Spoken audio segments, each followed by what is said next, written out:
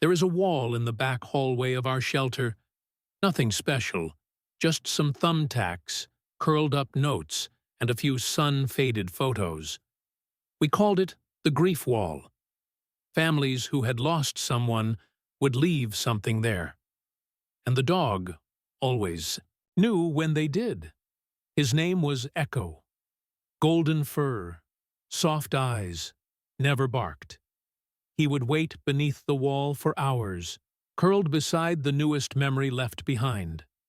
Sometimes he'd press his nose to a photo. Once he lay still for nearly 2 days beneath a drawing from a boy who had lost his sister. But the day someone pinned a note that simply said, "I'm sorry I left you," Echo refused to move at all. He didn't eat, didn't drink, just lay there, guarding that paper like it was his own. And that's when the families started coming back. Not for pets, but for him. Because somehow, he was waiting for all of them. Before we continue, do me a favor, hit like and subscribe so you never miss. There is a wall in the back hallway of our shelter. Nothing official, just a sliver of plaster between the old exam room and the adoption desk. Years ago, someone tacked up a photo there. A black and white picture of a boy holding a brindle, Mutt, both smiling like they had just discovered the sun. No one ever took it down. Over time, other families left things: a dog tag on a string, a scribbled letter, a drawing in crayon. Eventually, someone started calling it the grief wall. It is not a place you advertise, but it is a place people find. Some came after putting their dog down, needing a place to leave something behind. Others brought collars or old toys after a loss. One woman came every week to pin up folded pieces of paper with no names, just dates. I never asked. The wall accepted them all. And then there was Echo. He came to us quiet. No intake form, no collar. A man pulled up in an old truck, opened the door, and Echo jumped out like he had done it before. The man never got out. He waited until Echo reached the front door, then drove away. We never got his name. Echo was a golden retriever, older, but not ancient, with soft eyes and a coat that carried the scent of pine. He did not bark. He did not whine. He did not make a sound for the first 3 days. Just watched. We assumed he was grieving, like so many dogs who come to us after being left behind. But Echo did something different. He walked the shelter like he already knew the layout, like he was looking for something, or someone. On the 4th day, he found the wall. I was sweeping when I saw him. He stood in front of the collage of photos and old notes, tilting his head the way dogs do when they are listening. There was nothing new on the wall that day, but Echo stepped forward, sat down, and stayed. I thought it was a fluke, but the next day, and the one after that, it happened again. He would eat when we brought food. He would walk outside if we clipped on a leash. But by mid-morning, he always returned to the grief wall. Sometimes he lay down. Sometimes he just sat, always beside something. One photo, one letter, one forgotten ribbon pinned to a nail. It was not just random. I started noticing when families came in. Those fresh in grief. A boy who had lost his sister in a car crash. A woman who had buried her husband the week before. A couple who put their dog to sleep after 15 years. Echo would watch them, wait, then walk. Not to greet them like the other dogs, but to sit beside them, silently, as if asking nothing, just allowing. Some cried more because of him. Some cried less. A young girl came in once with a drawing of her dog. She knelt to pin it up and whispered something I could not hear. Echo curled up beside her like they had known each other forever. She stayed on the floor with him for nearly an hour, When she left, he remained. For 2 days, Echo did not leave that drawing. I began to believe something I would never have admitted before, that maybe he knew more than we did. Not in the way humans know, but in the way dogs do, sensing grief, like heat from a fire. Still, no one adopted him. They loved him. They wept into his fur.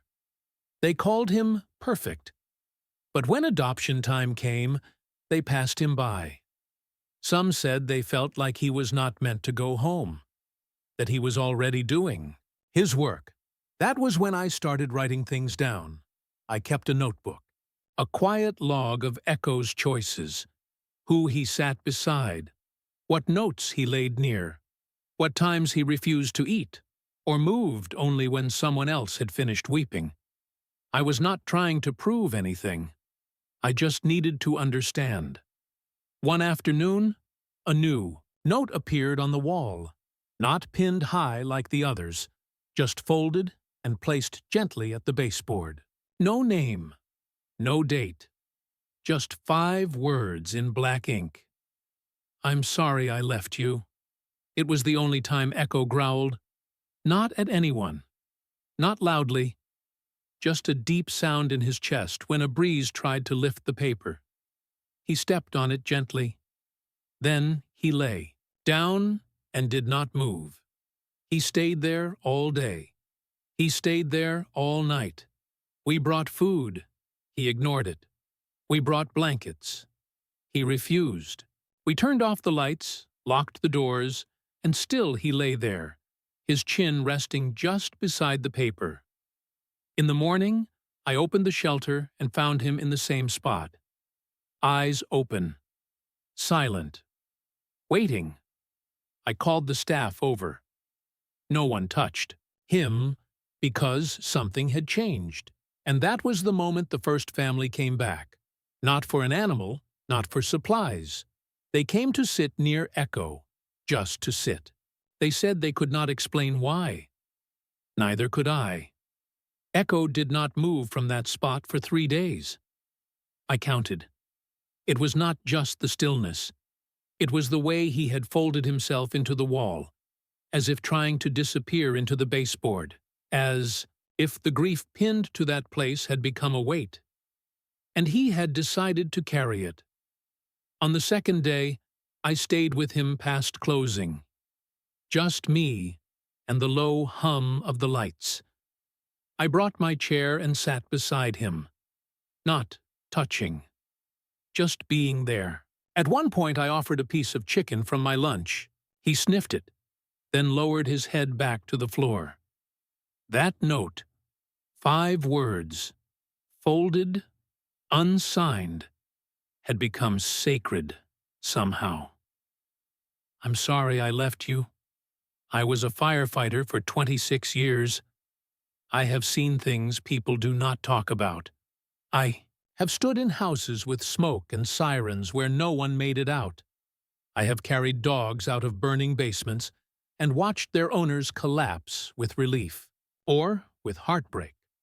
I thought I knew what grief looked like, but watching Echo mourn that note, that was something else. He was not waiting to be claimed. He was not waiting for food. He was waiting in the way people wait at graveyards, with memory, with silence, with nothing but presence. By the end of that week, word had spread.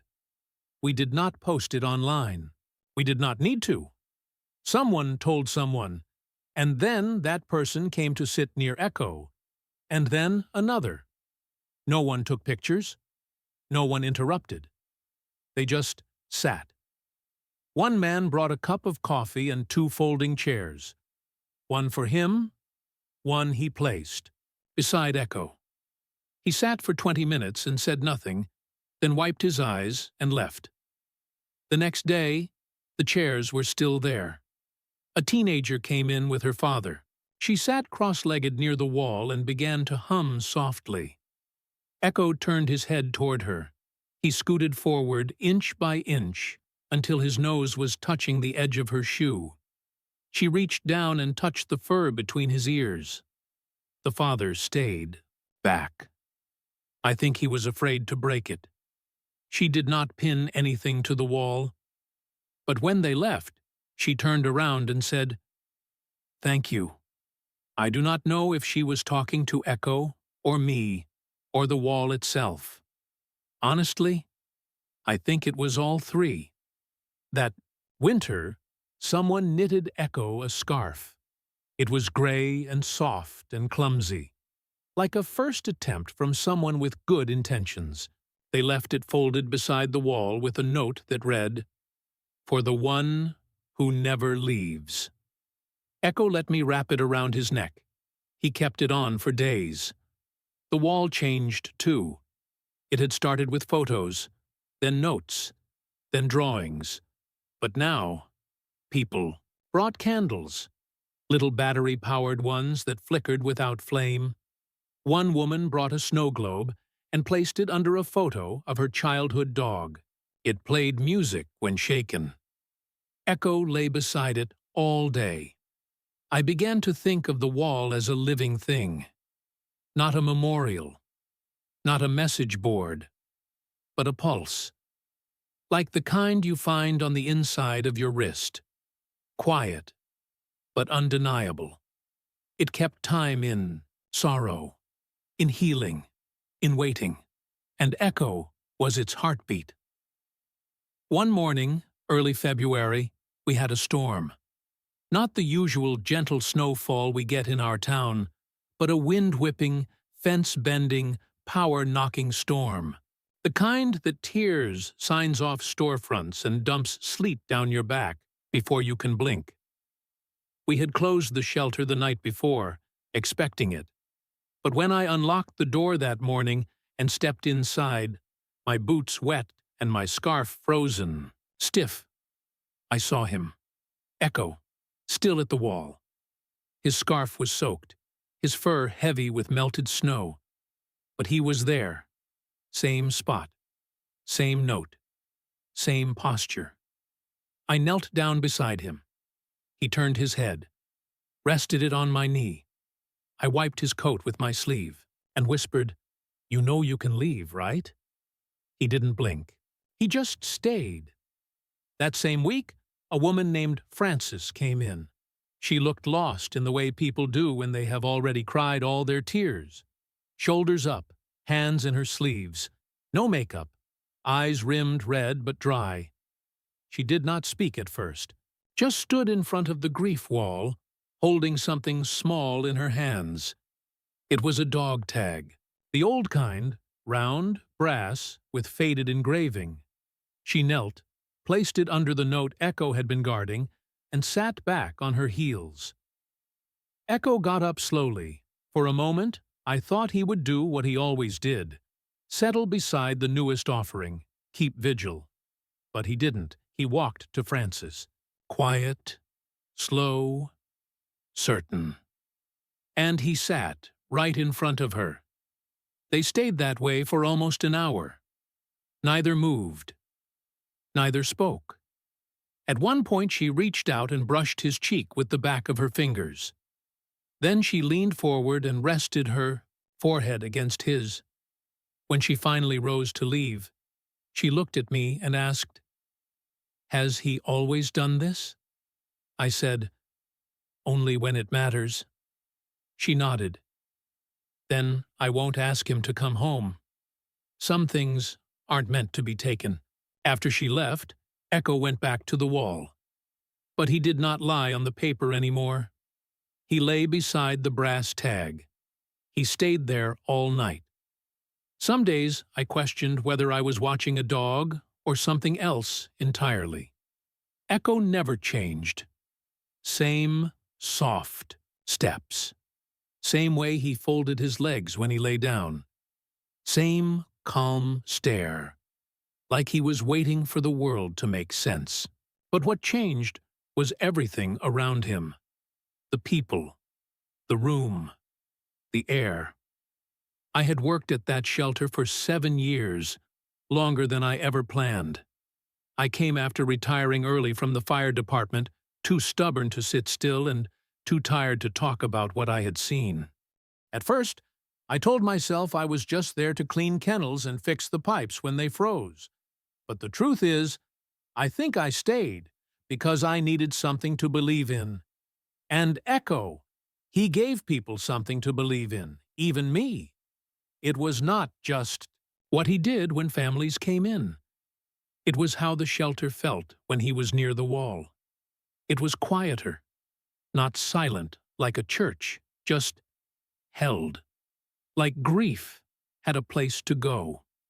You could walk into that hallway and feel your own breath slow down. Some people cried, some didn't. But everyone lingered. And Echo always knew when to move.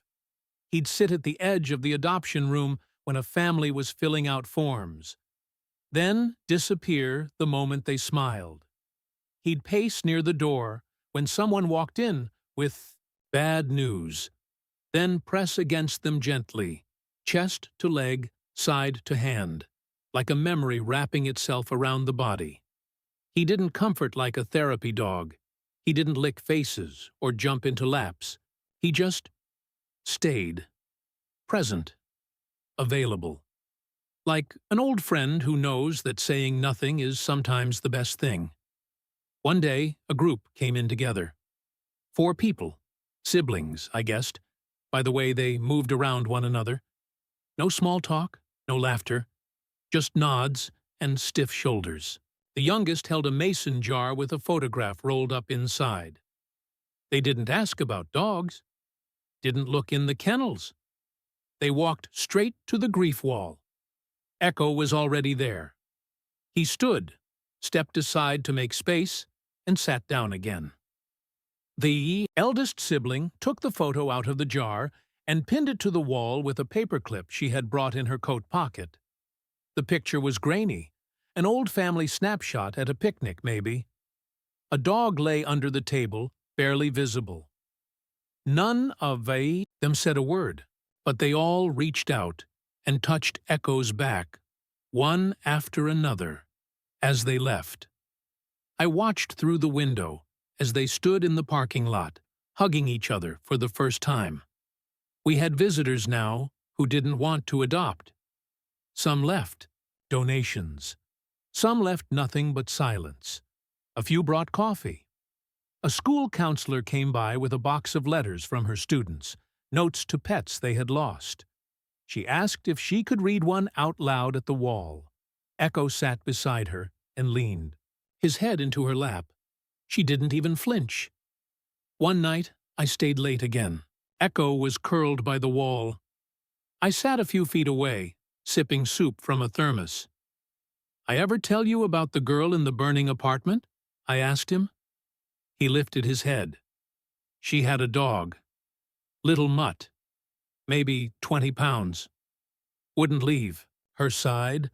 We had to carry both out. I think that dog stayed because he knew she couldn't get out on her own. Echo blinked slowly. I set the thermos down and leaned my elbows on my knees. "I think maybe you stayed here for the same reason." The next day, I found something new pinned to the wall. It was not paper. It was a leash. Old. Worn. Frayed in one corner. There was no note. No name. Just the leash. Echo sniffed it, then laid his head across it. He stayed like that for nearly 2 hours. A woman came in later that day, looking for someone else. She paused in the hallway, stared at the leash, and said nothing. Then she knelt down beside Echo and whispered something I could not hear. When she left, she turned to me and said, "He remembers, doesn't he?" I said, "I think we're the ones trying to forget." That afternoon, I went looking through the backroom bins, where we keep old forms, boxes of donated toys, and items never claimed. I wasn't sure what I was looking for. Maybe some clue, some fragment of Echo's history. I found a folder marked Intake, No Info. Inside was A photograph. A printed copy, not digital. It was creased and faded. Echo was in it. He was younger, maybe 3 or 4 years old, sitting beside a hospital bed. A boy with no hair was smiling, holding Echo's head in his lap. The back of the photo was stamped with a name and year. The boy's name was Zachary. The year, 2017. I turned cold all over. Echo had been a hospital. Dog.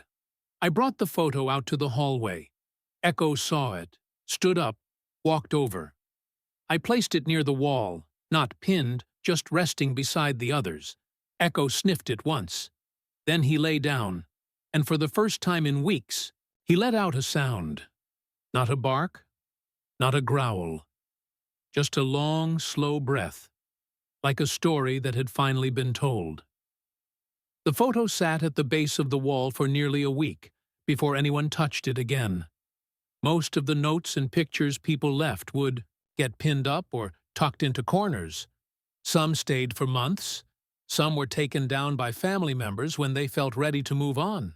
But this one, Echo's photo, with the boy named Zachary, no one dared touch it.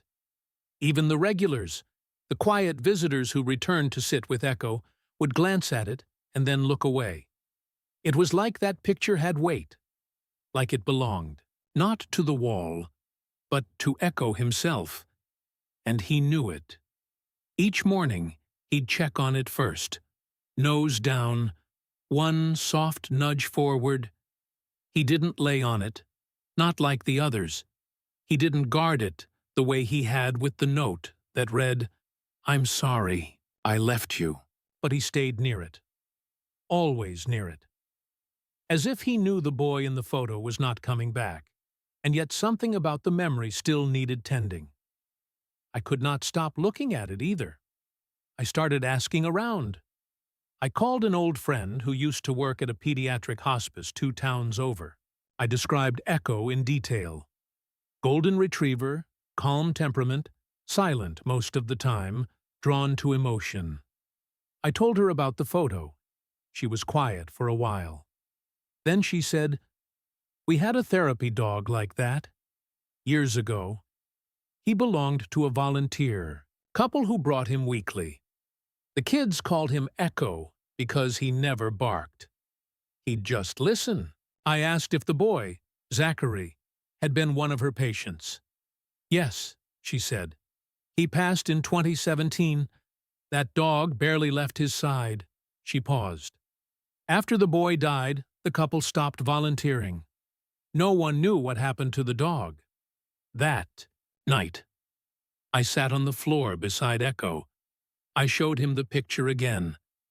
He looked at it, then looked at me. I don't know how much dogs understand, but I know what grief feels like. And what I saw in his eyes that night, it wasn't confusion. It wasn't longing. It was recognition, like a memory that had softened over time, but never disappeared. The wall grew fuller in the weeks that followed. Someone pinned a ribbon from a baby blanket. Another left a dog-eared book with a message scribbled inside the cover. "You always read this part out loud." One man placed an entire box of photographs beneath a towel and left a note that said, "Don't look at them yet. I'm not ready either." Echo curled beside the box and stayed there all day. People began calling it Echo's Corner. The shelter never made it official, but staff rearranged things to give him more space.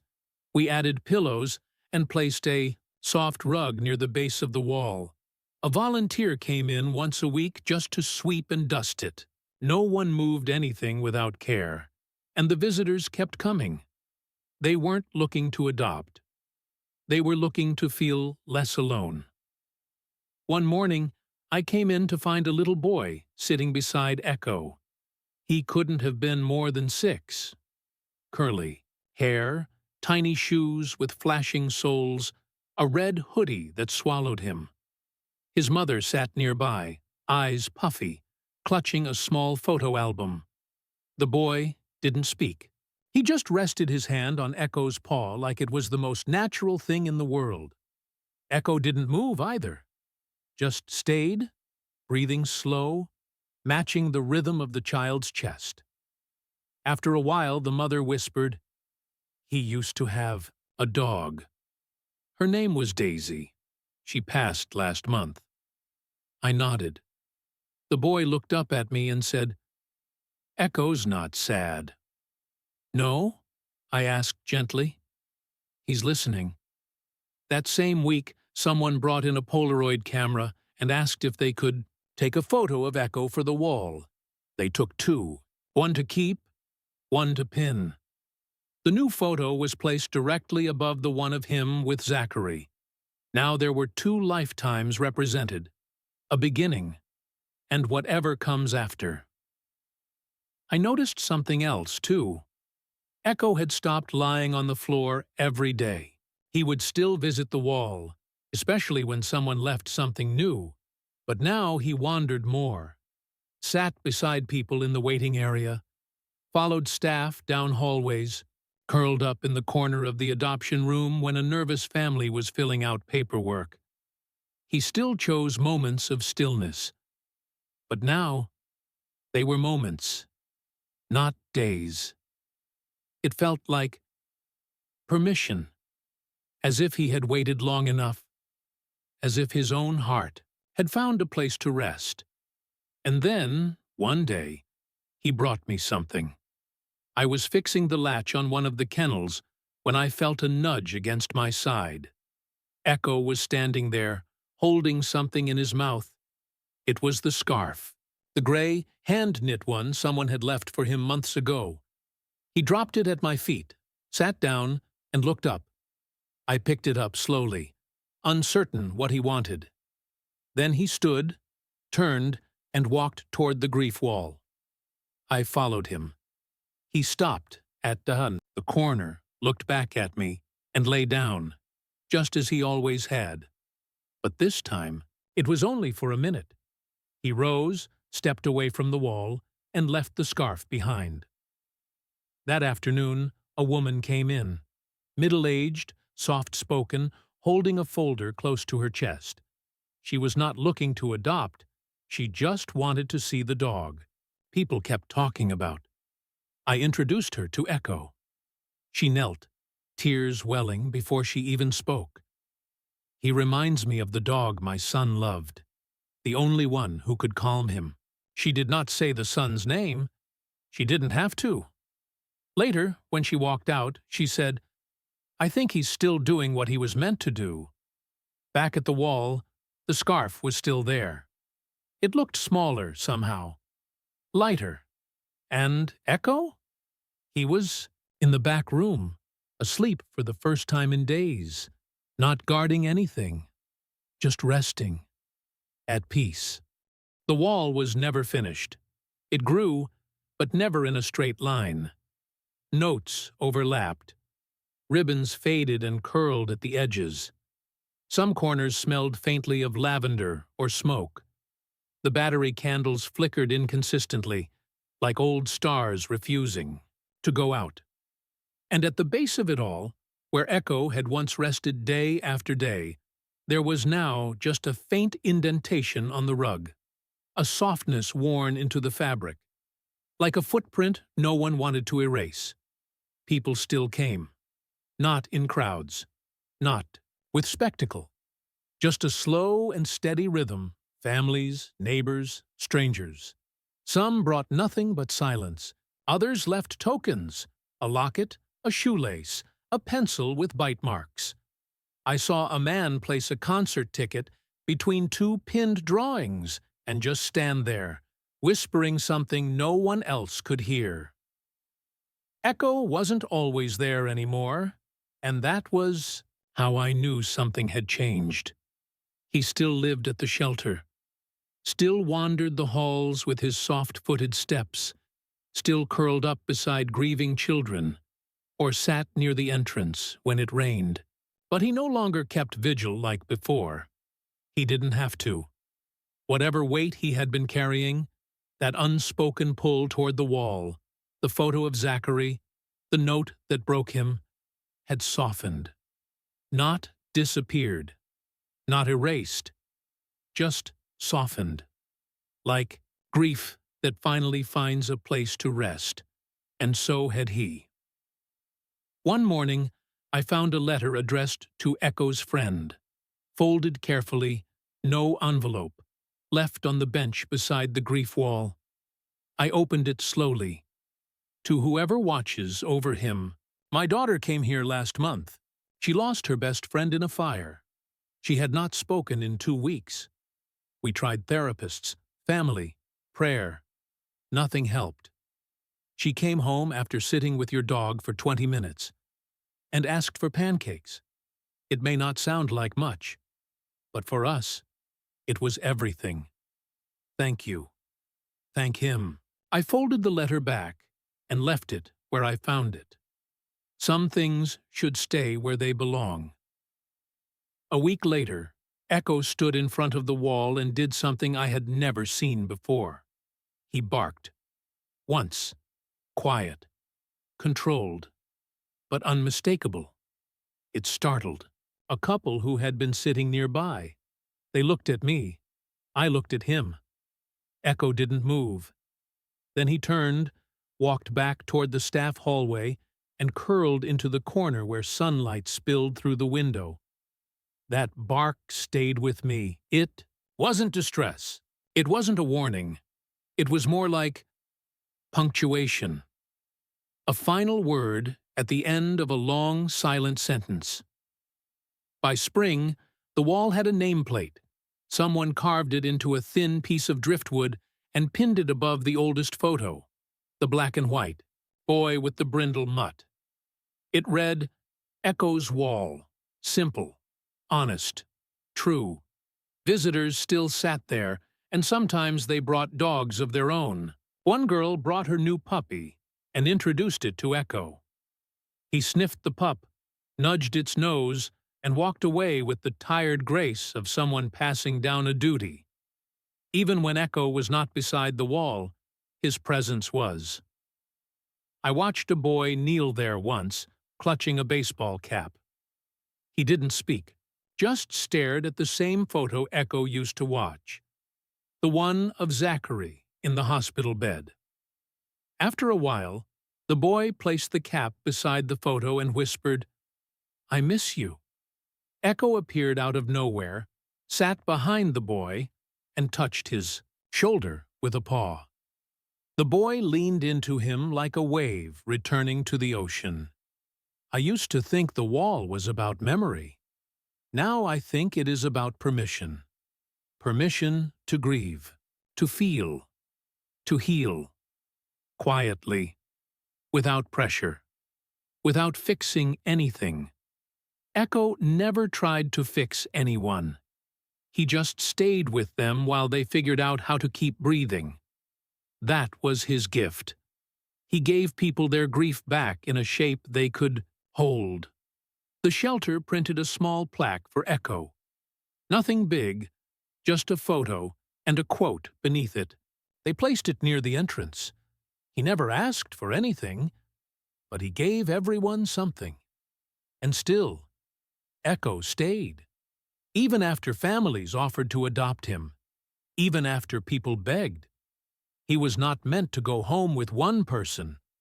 He had already gone home with dozens, in quiet glances, in gentle touches, in those unspoken moments when someone walks into a room and finds they can breathe again. One afternoon, long after the snow had melted and the flowers by the fence were blooming again, I sat beside Echo near the wall. He was older now, moved slower, slept more, but his eyes were still sharp. I showed him the latest edition. A note from a man who had just buried his father. It said, I finally understand. Thank you. Echo looked at it, then leaned against my leg, and I realized he was not just comforting others anymore. He was letting himself be comforted too. That night, I stayed late again. The building was quiet. Most of the lights were off. The only sound was the low hum of the heater and the occasional creak of settling wood. Echo lay near the wall, not guarding, just resting. I sat across from him, arms crossed over my chest, heart heavier than usual. "Do you think you're done?" I asked. Echo opened his eyes, looked at me, and blinked once. Not yes, not no, just enough. Enough time, enough grace, enough presence. And the next morning, his spot by the wall was empty. Not abandoned, not mourned, just empty. He was in the corner, near the window, curled in a patch of sun, breathing slow and steady. I left him there, sleeping. I don't know how long Echo will live. Dogs age. Their work ends. But what he built, this wall, this space, this living hush between strangers, it will outlive all of us. People still come. They still leave letters and leashes and tiny handprints. And every so often, when I walk past the hallway, I swear I can feel him there. Not always beside the wall, but never far. Dogs truly are the most loyal companions in our lives. What did you think of this heartwarming story? Let us know in the comments. Like the video and share it with your friends. Subscribe to our channel for daily emotional dog stories. Turn on notifications so you never miss an update. Click here to watch the next story of love, loyalty, and the incredible bond we share with our paw-some friends.